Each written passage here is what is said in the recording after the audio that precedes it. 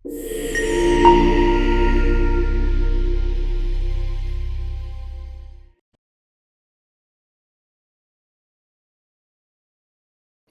കഥകൾക്കായി ഈ channel subscribe ചെയ്യാൻ മറക്കാതിരിക്കുക. നിങ്ങളുടെ പ്രോത്സാഹനം ഞങ്ങൾക്കേറെ വിലപ്പെട്ടതാണ്. സിംഹാസനത്തിലെ 10ാമത്തെ പ്രതിമ വസുന്ധര പറഞ്ഞു തുടങ്ങി. വിക്രമാദിത്യൻ രാജാവായിരുന്നപ്പോൾ ഉജ്ജയിനിയിലെ ജനങ്ങൾ ഏറെ സന്തുഷ്ടരായിരുന്നു. എല്ലാവരും ദാനശീലരും അർപ്പണബോധമുള്ളവരുമായിരുന്നു. ബ്രാഹ്മണർ വേദപഠനത്തിലും മറ്റുള്ളവരെ വിദ്യ അഭ്യസിപ്പിക്കുന്നതിലും ശ്രദ്ധിച്ചു. ക്ഷത്രിയർ രാജ്യകാര്യങ്ങൾ മുറപ്രകാരം ചെയ്തു പോന്നു. മറ്റുള്ളവരും അവരുടെ ജോലികൾ വേണ്ടവിധം ചെയ്തിരുന്നു. സ്വത്തിനെയോ ജീവനെയോ സംബന്ധിച്ച ഒരു ഭയവും അവർക്കാർക്കുമില്ലായിരുന്നു. എന്ത് വിഷമം നേരിട്ടാലും മഹാരാജാവിനെ നേരിട്ട് കണ്ട് അത് ബോധിപ്പിക്കാൻ അവർക്ക് കഴിഞ്ഞിരുന്നു. അക്കാലത്ത് ഉജ്ജയിനിയിൽ ധനദൻ എന്ന സമ്പന്നനായ ഒരു വ്യാപാരി ഉണ്ടായിരുന്നു. സമ്പന്നനായതിനാൽ തന്നെ അദ്ദേഹം ആർഭാടകരമായ ജീവിതമാണ് നയിച്ചിരുന്നത്. എന്നാൽ പെട്ടെന്നൊരു ദിവസം അദ്ദേഹത്തിന് ജ്ഞാനോദയമുണ്ടായി. തൻ്റെ സ്വത്തുക്കൾ സാധുക്കൾക്ക് ദാനം ചെയ്തിട്ട് അദ്ദേഹം ഒരു യാത്ര പുറപ്പെട്ടു. ഭൂമിയിലെ ചില പ്രധാനപ്പെട്ട സ്ഥലങ്ങൾ കാണണമെന്നതായിരുന്നു അദ്ദേഹത്തിൻ്റെ യാത്രയുടെ ലക്ഷ്യം. കാടുകളും മേടുകളും കടന്ന് അദ്ദേഹം സമുദ്രതീരത്തെത്തി. പിന്നീടുള്ള യാത്ര സമുദ്രത്തിലൂടെയായിരുന്നു. വഴിമധ്യേ അദ്ദേഹം ഒരു ദ്വീപ് കണ്ടെത്തി. സ്വർണ്ണ നിറത്തിലുള്ള ഒരു ദേവീക്ഷേത്രം ആ ദ്വീപിലുണ്ടായിരുന്നു. അത്ഭുതം തോന്നിയ അദ്ദേഹം തൻ്റെ തോണി ആ ദ്വീപിലേക്ക് അടുപ്പിച്ചു. ചുറ്റി സഞ്ചരിക്കുന്നതിനിടയിൽ ആ ക്ഷേത്രത്തിൽ അദ്ദേഹം ഭയപ്പെടുത്തുന്ന ഒരു കാഴ്ച കണ്ടു. തലയില്ലാത്ത 2 മൃതദേഹങ്ങൾ ഒരു ഭിത്തിയോട് ചേർന്ന് കിടക്കുന്നു. ഒന്ന് പുരുഷനും മറ്റേത് സ്ത്രീയുമാണ്. ധനദൻ ആ കാഴ്ച കണ്ട് ഞെട്ടി. ആ ക്ഷേത്രത്തിൻ്റെ ചുമരിൽ ഇങ്ങനെ എഴുതിയിരുന്നു: ഒരുവൻ ധൈര്യസമേതം വന്ന് സ്വന്തം കഴുത്തിൽ ഒരു കഠാര കുത്തിയിറക്കി ആ രക്തം ദേവിക്ക് നേദിക്കുന്ന പക്ഷം ഈ ദമ്പതികൾ ജീവിതത്തിലേക്ക് തിരിച്ചു വരും. ധനദൻ പിന്നീട് ഒരു നിമിഷം അവിടെ നിന്നില്ല. ഭയന്ന് വിറച്ചുകൊണ്ട് അയാൾ തൻ്റെ തോണിക്ക് നേരെ ഓടി. എങ്ങനെയോ അവിടെ നിന്നും യാത്ര തിരിച്ചു.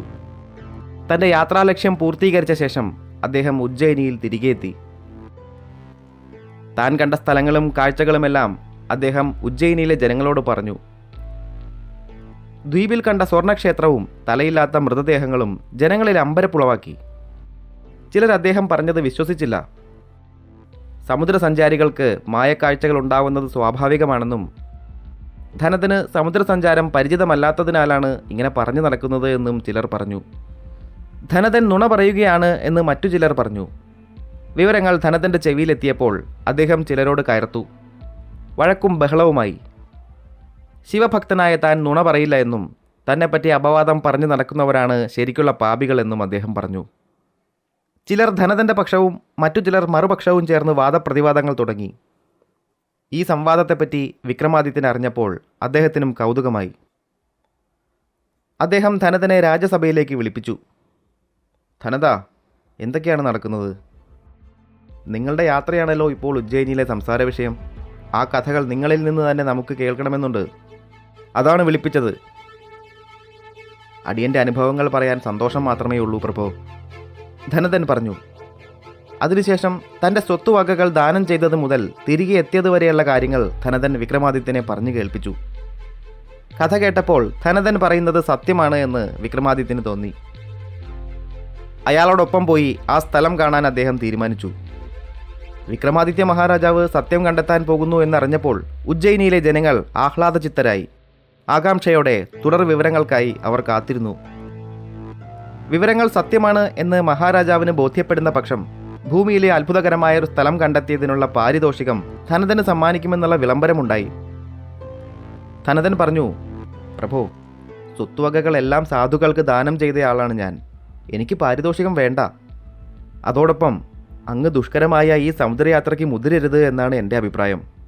കാരണം എന്നെപ്പോലെ ഒരാൾക്ക് എന്ത് സംഭവിച്ചാലും രാജ്യത്തൊന്നും സംഭവിക്കാനില്ല. പക്ഷെ അങ്ങനെയല്ല. അങ്ങക്ക് എന്തെങ്കിലും സംഭവിച്ചാൽ രാജ്യം അനാഥമാവും. അതെന്താ ധനദ നീ അങ്ങനെ പറയുന്നത്? ഉജ്ജയിനിയിലെ രാജാവിൻ്റെ കഴിവുകളിൽ നിനക്ക് അത്ര പോലും വിശ്വാസമില്ലേ? വിക്രമാദിത്യൻ ചോദിച്ചു. ഞാൻ അങ്ങനെയൊന്നും ഉദ്ദേശിച്ചില്ല പ്രഭോ. അവിടത്തേക്ക് വഴികാട്ടിയാവുന്നതിൽ അടിയന് സന്തോഷം മാത്രമേ ഉള്ളൂ. എങ്കിൽ ഉടൻ തയ്യാറാവുക. ഇന്ന് തന്നെ നമ്മൾ പുറപ്പെടുകയാണ്. ധനദൻ പിന്നീട് ഒന്നും പറഞ്ഞില്ല. അവർ രണ്ടുപേരും സമുദ്രമാർഗം ദ്വീപ് കണ്ടെത്തിയ ദിക്കിലേക്ക് യാത്ര തിരിച്ചു. ഏതാനും ദിവസത്തെ യാത്രയ്ക്ക് ശേഷം ഒടുവിൽ അകലെ ആ ദ്വീപ് തെളിഞ്ഞു. ധനതൻ്റെ വാക്കുകൾ സത്യമായതോർത്ത് വിക്രമാദിത്യൻ സന്തോഷവാനായി. ദ്വീപിൽ കപ്പലടുപ്പിച്ച വിക്രമാദിത്യൻ അത്ഭുതകരമായ ആ ക്ഷേത്രം ചുറ്റി നടന്ന് കണ്ടു. ഒടുവിൽ തലയില്ലാത്ത മൃതദേഹങ്ങൾ കിടക്കുന്ന ചുമരിനരികിലെത്തി. അദ്ദേഹം ധനതനോട് ചോദിച്ചു, എന്താവും ഇവരുടെ മരണത്തിന് പിന്നിലെ രഹസ്യം? ഭയത്തോടെ ധനതൻ പറഞ്ഞു, സ്വയം കഴുത്തറുത്ത് ആത്മഹത്യ ചെയ്തതാണെന്ന് തോന്നുന്നു പ്രഭോ. ആത്മഹത്യ ചെയ്യണമെന്ന് ചിന്തിക്കാനും മാത്രം ഈ യുവദമ്പതികൾക്ക് എന്തായിരിക്കും സംഭവിച്ചിട്ടുണ്ടാവുക? പ്രാരാബ്ദങ്ങളാവും പ്രഭോ. ജീവിതം ഇങ്ങനെയൊക്കെയാണ്. ഞാനും ഈ അടുത്ത കാലത്താണ് ഇതിൻ്റെ സങ്കീർണതകളെപ്പറ്റി അറിഞ്ഞത്. അവിടെ എഴുതിയിരിക്കുന്ന ലിഖിതം വായിച്ചുകൊണ്ട് വിക്രമാദിത്യൻ ചോദിച്ചു, അപ്പോൾ ഈ ലിഖിതം? ഏതെങ്കിലും താപസർ ഈ വഴി വന്നു കാണണം. മന്ത്രസിദ്ധിയുള്ളവരല്ലേ, അവർ ചെയ്തു വെച്ചതാവാനാണ് സാധ്യത. ധനതൻ പറഞ്ഞു, ധനത, നിന്റെ ഊഹം മുഴുവനായും ശരിയാണെന്ന് എനിക്ക് തോന്നുന്നില്ല. ഇത് നമുക്ക് പരീക്ഷിച്ച് തന്നെ ബോധ്യപ്പെടേണ്ടിയിരിക്കുന്നു. ധനതൻ അത്ഭുതത്തോടെ ചോദിച്ചു, പരീക്ഷിച്ച് ബോധ്യപ്പെടാനോ? അതെങ്ങനെയാണ് പ്രഭോ? ഇതിൽ പറഞ്ഞിരിക്കുന്നത് പോലെ സ്വയം കഴുത്തർത്താൽ നമ്മളും ഇവരെ പോലെ മരിച്ചു പോവില്ലേ? ഈ എഴുതിയിരിക്കുന്നത് സത്യമാവണമെന്നുണ്ടോ? ധനത, നീ പറഞ്ഞത് സത്യമാണെന്ന് വിശ്വസിച്ചത് കൊണ്ടല്ലേ നോം ഇവിടെ വരെ വന്നത്? അത് സത്യമാണെന്ന് ബോധ്യപ്പെടുകയും ചെയ്തു. ഇവിടെ വരെ എത്തിയിട്ട് ഇതിൻ്റെ പിന്നിലെ രഹസ്യമറിയാതെ തിരിച്ചു പോകുന്നത് എങ്ങനെയാണ്? ധനതന് മഹാരാജാവ് പറഞ്ഞതെന്താണ് എന്ന് മനസ്സിലാകാൻ കുറച്ച് സമയമെടുത്തു. അപ്പോഴേക്കും വിക്രമാദിത്യൻ തൻ്റെ വാൾ ഊരിയെടുത്ത് സ്വന്തം കഴുത്തിൽ ചേർത്തു. ധനതൻ ഭീതിയോടെ അരുത് എന്ന് ഉറക്കെ വിളിച്ചു പറഞ്ഞു. അപ്പോഴേക്കും വൈകിപ്പോയിരുന്നു. വിക്രമാദിത്യൻ വാൾ കൊണ്ട് സ്വന്തം കഴുത്തറുത്തു. അല്പസമയത്തിനകം തന്നെ അദ്ദേഹത്തിൻ്റെ ശരീരവും ചലനമറ്റു. ധനതൻ വാവിട്ട് കരഞ്ഞു. പക്ഷേ അപ്പോഴേക്കും ആ അത്ഭുതം സംഭവിച്ചു. ദേവി അവർക്ക് മുന്നിൽ പ്രത്യക്ഷയായി. വിക്രമാദിത്യനും ദമ്പതികളും ഉറക്കത്തിൽ നിന്നെന്ന പോലെ എഴുന്നേറ്റു. ദേവി പറഞ്ഞു, വിക്രമാദിത്യ, നിന്റെ ധൈര്യവും വിശ്വാസവും നമ്മെ സംപ്രീതയാക്കിയിരിക്കുന്നു. ഒരു വരം ചോദിച്ചു കൊള്ളുക. വിക്രമാദിത്യൻ തൊഴുകൈകളോടെ പറഞ്ഞു, ഈ ദമ്പതികൾക്ക് ഇവിടെ ഒരു രാജ്യവും നടുവിലായി മനോഹരമായൊരു കൊട്ടാരവും നിർമ്മിച്ചു കൊടുക്കാൻ കനിവുണ്ടാകണം. അങ്ങനെയാവട്ടെ, ദേവി പറഞ്ഞു. ദമ്പതികൾ തൊഴുകൈകളോടെ വിക്രമാദിത്യനെ നോക്കി. മഹാരാജാവ് അവരുടെ കഥകൾ ചോദിച്ചറിഞ്ഞു.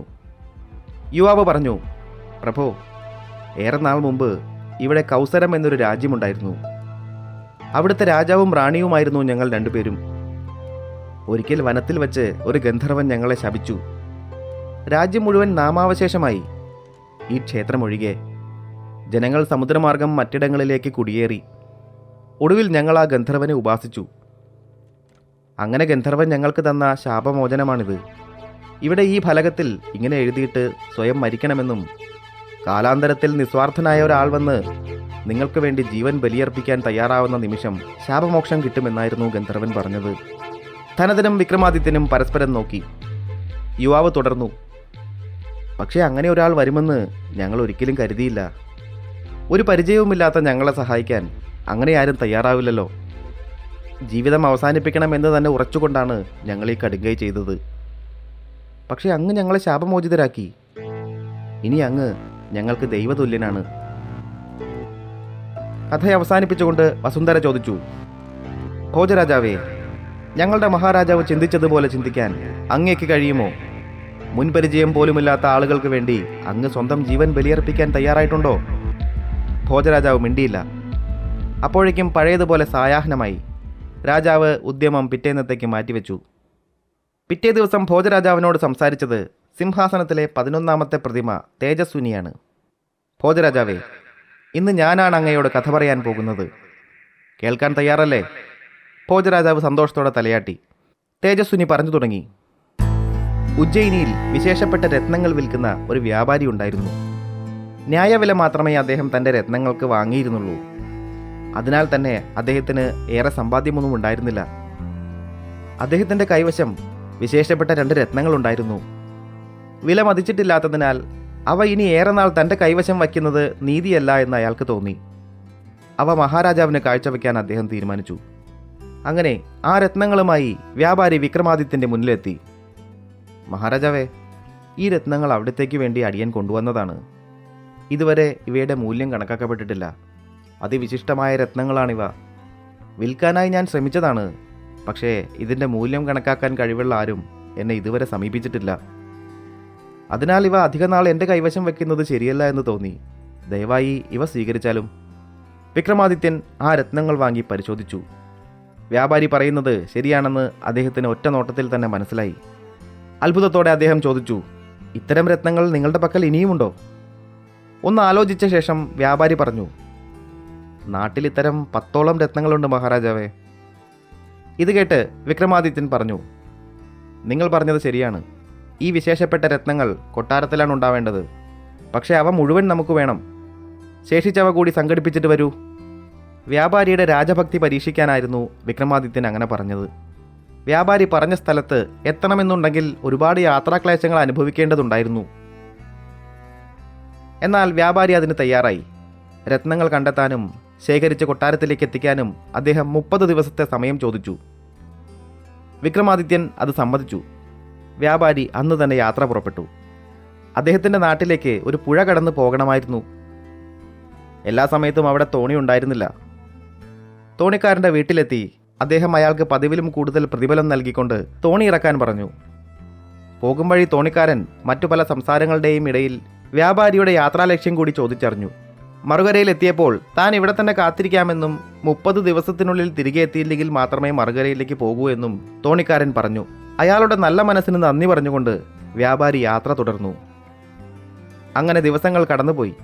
പല സ്ഥലങ്ങളിലും നടന്ന് പല സാഹസികതകളും ചെയ്ത് രത്നം കൈവശം വച്ചിരുന്ന ഓരോരുത്തരെയും കണ്ട് വ്യാപാരി 10 രത്നങ്ങളും ശേഖരിച്ചു. അപ്പോഴേക്കും വിക്രമാദിത്യൻ അനുവദിച്ചിരുന്ന സമയം കഴിയാറായിരുന്നു. ഏറെ തളർന്നു പോയെങ്കിലും അന്ന് തന്നെ തിരികെ യാത്ര ചെയ്യാൻ അദ്ദേഹം തീരുമാനിച്ചു.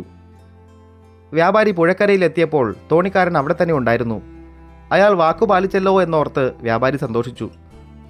പക്ഷേ അയാളോട് സംസാരിച്ചപ്പോഴാണ് വ്യാപാരിക്ക് അയാൾ എന്തിനു വേണ്ടിയായിരുന്നു അവിടെ നിൽക്കുന്നത് എന്ന് മനസ്സിലായത്.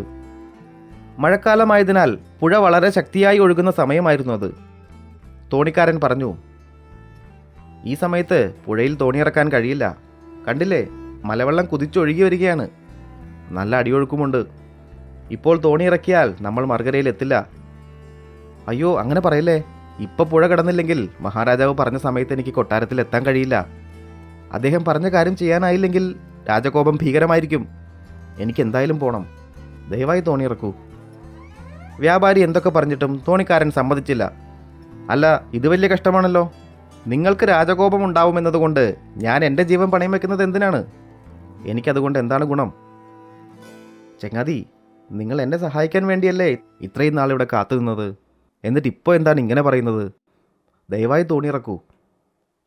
ഒടുവിൽ തോണിക്കാരൻ തൻ്റെ ആവശ്യം വ്യാപാരിയെ അറിയിച്ചു.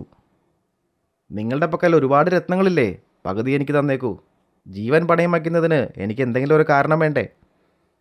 അയ്യോ, അത് സാധിക്കില്ല. 10 രത്നങ്ങളുണ്ട് എന്ന് ഞാൻ മഹാരാജാവിനോട് പറഞ്ഞു കഴിഞ്ഞതാണ്. 10 എനിക്ക് കാഴ്ചവെക്കണം. ഇതിൽ പകുതി ഞാൻ നിങ്ങൾക്ക് തരികയാണെങ്കിൽ ഇത്ര നാൾ ഞാൻ കഷ്ടപ്പെട്ടത് പോലും വെറുതെയാവും. അതൊന്നും എനിക്ക് കേൾക്കണ്ട. തോണി വെള്ളത്തിലിറങ്ങണമെങ്കിൽ 5 രത്നങ്ങൾ തന്നേ പറ്റൂ. വ്യാപാരി ആകെ വിഷമത്തിലായി. രത്നങ്ങൾ കൊടുക്കാതെ തനിക്ക് മറുകരയിൽ എത്താനാവില്ല എന്ന് അയാൾക്ക് മനസ്സിലായി. എന്തായാലും സമയത്ത് കൊട്ടാരത്തിൽ എത്തുക എന്നതിന് അദ്ദേഹം പ്രാധാന്യം കൊടുത്തു. തൻ്റെ കയ്യിലുള്ള 5 രത്നങ്ങൾ അയാൾക്ക് കൊടുത്തിട്ട് വ്യാപാരി പുഴ കടന്നു. വളരെ ഭയത്തോടെയാണ് വ്യാപാരി വിക്രമാദിത്യൻ്റെ മുന്നിലെത്തിയത്. 5 രത്നങ്ങൾ അയാൾ വിക്രമാദിത്യന് കാഴ്ചവെച്ചു. ഇതെന്താ, 5 എണ്ണമേ കിട്ടിയുള്ളോ? 10 എന്നല്ലേ പോയപ്പോൾ പറഞ്ഞത്? വിക്രമാദിത്യൻ ചോദിച്ചു. അങ്ങയ്ക്ക് വേണ്ടി 10 എണ്ണവും ഞാൻ ശേഖരിച്ചതാണ് പ്രഭോ. പക്ഷേ വഴിയിൽ അടിയന് ചില ബുദ്ധിമുട്ടുകളുണ്ടായി. പറഞ്ഞ സമയത്തിനുള്ളിൽ അങ്ങയുടെ മുന്നിലെത്താൻ വേണ്ടി അടിയന് 5 രത്നങ്ങൾ ത്യജിക്കേണ്ടി വന്നു. വാക്ക് പാലിക്കാൻ കഴിയാതെ പോയി. ക്ഷമിച്ചാലും പ്രഭോ. വ്യാപാരി നടന്നതെല്ലാം വിക്രമാദിത്യനോട് പറഞ്ഞു. സാഹസപ്രിയനായ രാജാവ് കഥ മുഴുവൻ ശ്രദ്ധയോടെ കേട്ടിരുന്നു. വ്യാപാരിയുടെ രാജഭക്തിയിൽ അദ്ദേഹം ഏറെ സന്തുഷ്ടനായി. രത്നങ്ങളുടെ വില മതിക്കുന്നതിൽ പ്രഗത്ഭരായ തൻ്റെ ഖജനാവ് സൂക്ഷിപ്പുകാരെ വിളിച്ച് വിക്രമാദിത്യൻ വ്യാപാരിയുടെ കൈവശമുള്ള 5 രത്നങ്ങൾക്ക് വിലയിടാൻ പറഞ്ഞു. വ്യാപാരി പ്രതീക്ഷിച്ചതിലും കൂടുതൽ വിലയാണ് അവർ ആ രത്നങ്ങൾക്ക് കൽപ്പിച്ചത്. വിക്രമാദിത്യൻ പറഞ്ഞു, നിങ്ങളുടെ കൈവശമുള്ള 5 രത്നങ്ങൾ നാം സ്വീകരിക്കുന്നു. ബാക്കിയുള്ള 5 രത്നങ്ങൾക്ക് പകരം ഈ നിഷ്ഠയും രാജഭക്തിയും സ്വീകരിക്കുന്നു. ഇദ്ദേഹത്തിന് 10 രത്നങ്ങളുടെ വില നൽകുക.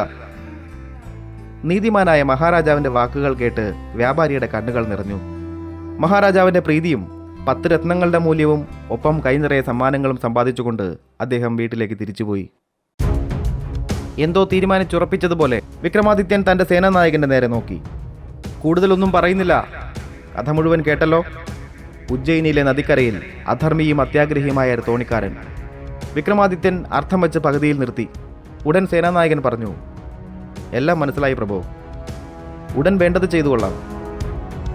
തേജസ്വിനി കഥ നിർത്തി ഭോജരാജാവിനെ നോക്കി അവൾ പറഞ്ഞു, മഹാരാജാവേ, ഈ കഥയിൽ ഞാൻ പറഞ്ഞ ഏതെങ്കിലും ഒരു ഗുണം അങ്ങേക്കുണ്ടോ? ഭോജരാജാവ് ഒന്നും മിണ്ടിയില്ല. ചടങ്ങുകൾ മറ്റൊരു ശുഭമുഹൂർത്തത്തിലേക്ക് അദ്ദേഹം മാറ്റിവെച്ചു. പിറ്റേന്ന് അദ്ദേഹത്തോട് സംസാരിച്ചത് സിംഹാസനത്തിലെ 12ാമത്തെ പ്രതിമ ചിത്രലേഖയാണ്. ഭോജരാജാവേ, ഇന്ന് ഞാൻ പറയാൻ പോകുന്നത് അത്യന്തം ഉദ്വേഗഭരിതവും ആവേശോജ്വലിതവുമായ ഒരു കഥയാണ്. ഇത് കേട്ടിട്ട് അങ്ങ് തീരുമാനിക്കൂ, ഈ സിംഹാസനത്തിൽ ഇരിക്കണോ വേണ്ടയോ എന്ന്. ഭോജരാജാവ് കൗതുകത്തോടെ തലയാട്ടി. ചിത്രലേഖ കഥ പറഞ്ഞു തുടങ്ങി.